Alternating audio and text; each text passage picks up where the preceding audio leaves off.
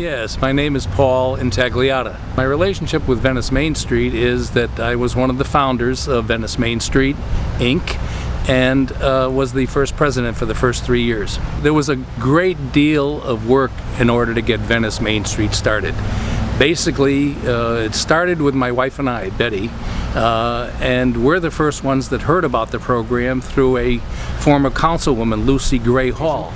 We then explored the Main Street program, did all of the things necessary over the next 2 years to get the merchants involved, the businesses involved, the professionals involved, the city council in particular, because the Main Street program required a commitment by the city, both financial and otherwise, a $15,000 commitment per year for the first 3 years.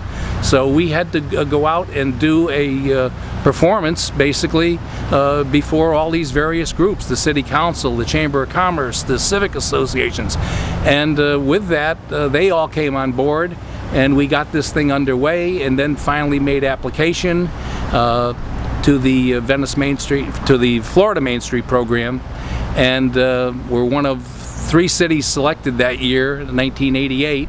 I think there were 9 that applied, and we were one of the 3 that were selected as a Florida Main Street city. Venice Main Street has changed over this last 25 or so years as follows.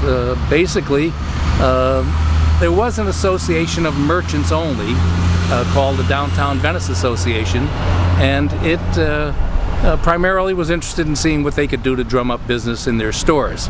We felt there was more that can be done, both in the area of historic preservation, helping the landlords and so forth. So the Venice Main Street program incorporated all of that. If you let the downtown go, generally the town follows and goes downhill. So what I see today is a very vibrant Main Street. The tourists love it, the residents love it, the stores are seeing better sales, so I think everyone is prospered. My favorite thing about Venice is I do like the small town feel. I do like the fact that we have a downtown. I mean, I go to many communities. There is no semblance of a downtown. And I think with the downtown, people can relate to it and identify with it, and I think they thoroughly enjoy it. I think if you just stop a tourist on the street today and ask him or she what they like about the town, they'll say they just love this small town atmosphere and having a downtown.